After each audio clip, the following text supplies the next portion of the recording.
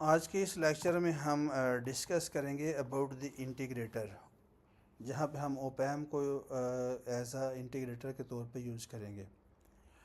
अगर हम सर्किट देखें आपका, जो हम पहले कंसिडर कर कर आए हैं कि आपका जो इन्वर्टिंग कन्फिग्रेशन में आपने क्या किया कि नेगेटिव टर्मिनल पे आपने इनपुट अप्लाई किया, जिसमें दो रेजिस्टेंस भी हैं, एक R1 इनपुट रेजिस्टेंस है और दूसरा आउटपुट रेजिस्टेंस आपका RF है, जो कि कनेक्टेड है इनपुट के साथ, आउटपुट को जिसने कनेक्ट किया इनपुट के साथ नेगेटिव टर्मिनल पे।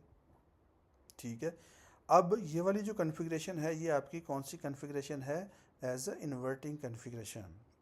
अब सपोज आप ये करें कि ये जो आपका फीडबैक रजिस्टर है आप इसको रिप्लेस कर दें कैपेसिटर के साथ, CF के साथ, तो ये वाला जो सेम सर्किट है ये आप इसको सेम सर्किट को यूज़ कर लेंगे एज एन इंटीग्रेटर। अब आप देखें कि IN due to this source, IN जो है वो करंट एंटर हो रही है थ्रू रजिस्टर, और IC जो है वो करंट एंटर हो रही है थ्रू दिस कैपेसिटर, और no current is entering into the terminal, into the negative terminal, because we are considering the ideal op-amp conditions, or virtually ground, these two are virtually connected, so that is why voltage at node A is equal to 0 volt, because the voltage at this point is 0, they are virtually connected, so that is why the voltage appear at this terminal will be equal to the voltage appear at this terminal.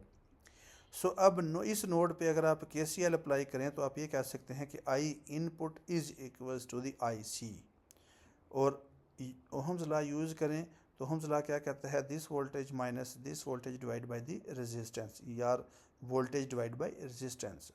Similarly अगर आप IC calculate करें तो IC का भी आपको बता देंगे कि current flowing through the capacitor जो है वो, अगर हम चार्ज की डेफिनेशन देखें तो charge will be equals to CV, means charge is proportional to the voltage, applied voltage.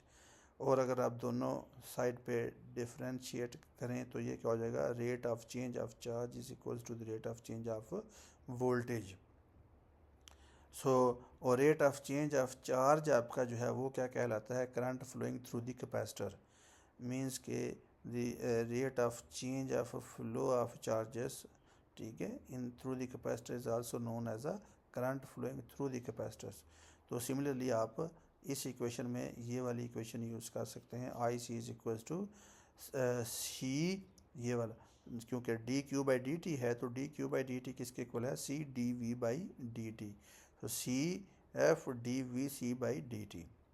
और इस इक्वेशन में I इन जो है वो V in minus the voltage at the negative terminal जो कि 0 है, तो आप लिख सकते हैं V in minus 0 divide by R, या इसको इस तरह से लिख सकते हैं V in divide by R is equal to CF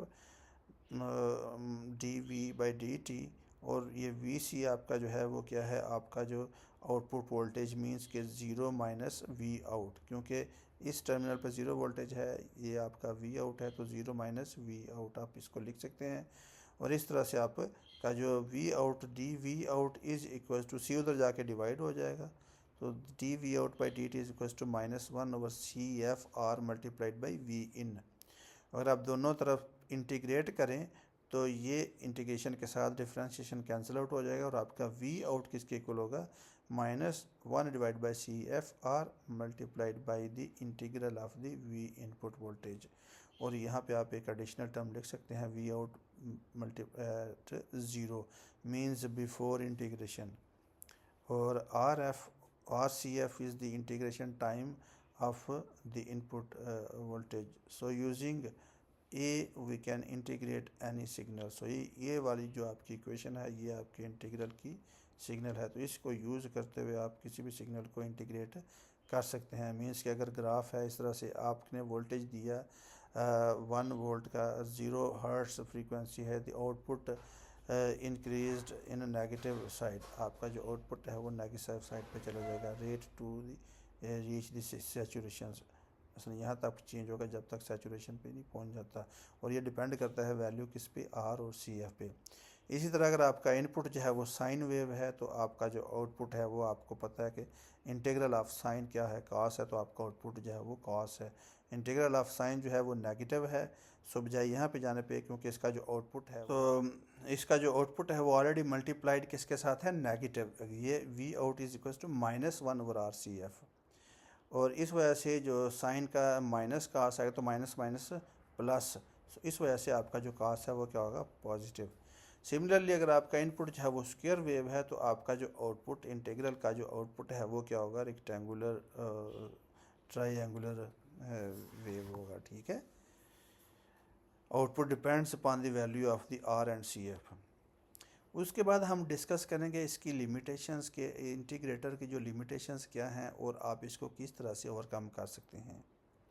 आपका जो आउटपुट अगर देखें तो इन टर्म ऑफ इम्पीडेंस, तो रिएक्टेंस ऑफ द कैपेसिटर किसके इक्वल है, 1/2 पाई एफ सी, या आप इसको इस तरह से भी लिख सकते हैं 1/ω_c, और वी आउट जो है वो किसके इक्वल होगा in term of reactance -XC divide by R multiplied by input voltage, और आपका जो गेन है आप तो वो क्या है -XC/R। तो इसका मतलब है कि अगर आपके रिएक्टेंस ज़्यादा होगी तो आपका गेन भी ज़्यादा होगा, और यहाँ आप इसको इस तरह से कह सकते हैं कि at low frequency gain is very high. अगर फ्रीक्वेंसी आपकी कम है, क्योंकि रिएक्टेंस जो है वो inversely proportional to the frequency है, फ्रीक्वेंसी अगर कम होगी या फ्रीक्वेंसी ज़ीरो होगा तो आपका जो रिएक्टेंस है वो बहुत हाई होगा। तो जब आपका रिएक्टेंस हाई है तो इस इक्वेशन से पता चलता है कि आपका जो गेन है वो भी वेरी हाई है। सो और ये हम किस में देख चुके हैं कि because at 0 hertz DC, so this shows that at low frequency gain is very high because at 0 hertz DC circuits C like capacitance will work as open circuits, and because of this input voltage gets amplified with the open loop gain of op-amp, so the output will be saturated. As the frequency increases, the reactance of the capacitor will reduce and the output voltage will also reduce. The frequency response पर इसका किस तरह से होगा, कुछ ऐसे होगा कि जैसे जैसे फ्रीक्वेंसी बढ़ेगी आपका गेन जो है वो वैसे वैसे कम होगा, और ज़ीरो फ्रीक्वेंसी पे आपका गेन जो है वो इनफाइनाइटली वेरी लार्ज होगा। So use op-amp at certain frequency will not give you the problem of open loop. Like अगर आप इस एक ख़ास पर्टिकुलर फ्रीक्वेंसी पे, इस फ्रीक्वेंसी पे अगर आप इसको यूज़ करेंगे तो ये आपके लिए प्रॉब्लम नहीं होगा। But on the other side your output will be distorted and get saturated due to the input offset voltage of the op-amp। Like अगर आप ये दो टर्मिनल पे कोई भी वोल्टेज आता है तो आपका जो op-amp है so that will be saturated because open loop gain, आपका जो due to open loop gain की वजह से आपका जो आउटपुट सर्किट जो है वो बड़ी जल्दी सैचुरेशन कंडीशन में चला जाएगा। So let us assume few milli volt input offset voltage at the input या positive terminal, so this will saturate the op-amp. So we can avoid this issue by using a feedback resistor in the parallel with the capacitors. यानी जो आपका जो feedback है बजाय इस आपको capacitor use करें, इसके साथ पैरेलल में आप रेजिस्टेंस भी यूज़ कर सकते हैं। सो एट लो फ्रीक्वेंसी भी आपका ये जो ओपन होगा, और अगर ये ओपन होगा तो आपका सर्किट जो है वो किस में चला जाएगा, non inverting configuration, inverting configuration में चला जाएगा, और आपका आउटपुट जो है वो किसके इक्वल होगा, -RF divide by R multiplied by input. So few milli volt input offset multiply with the gain and we can avoid the problem of saturation. इस तरह से जो इनपुट ऑफसेट वोल्टेज की वजह से जो सैचुरेशन का इशू है उसको भी हम अवॉइड कर सकते हैं। R present at the positive terminal to avoid input bias current.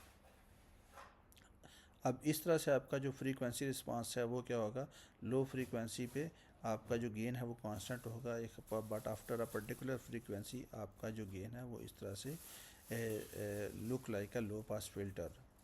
सो ये आपकी FL है, यहाँ पे आपका जो फ्रीक्वेंसी में आपका गेन जो है वो ज़ीरो है, इसको आपके F0 के से साथ नाम इसका दे सकते हैं। An integrator use below FL या इसको cut off frequency, it will work as inverting op-amp with constant gain. So to use this op-amp as integrator, input signal should have frequency larger than the FL, और आपका FL जो है वो किसके equal है, 1/2 पाई RFCF। और इस frequency से अगर आप आगे चले जाएं तो गेन में रिडक्शन मीन्स के इस साइड पे अगर एफ एल से टवर्ड एफ ओ पे जाएं तो आपका जो गेन है वो रिड्यूस होगा, जो कि नज़र आ रहा है इस ग्राफ से कि जैसे जैसे आप इस फ्रीक्वेंसी से इस तरफ मूव करते हैं तो आपका गेन जो है वो नीचे की तरफ जा रहा है। But at a certain frequency it will be equals to 0 dB, और वो फ्रीक्वेंसी जो है वो क्या है, एफ ज़ीरो, जो किसके इक्वल है 1/2 pi R multiplied by C F. So for proper integration the input frequency should be larger than the cutoff frequency, और cutoff frequency आपकी क्या है, FL. So this should be at least 10 times multiplied by FL. यहाँ पे इसको इस तरह से कह लें कि FS should be greater than 10 times FL, और beyond F0 attenuation will occur. So I hope you understand this question lecture. So if you still have any question you can write your question in the comment box.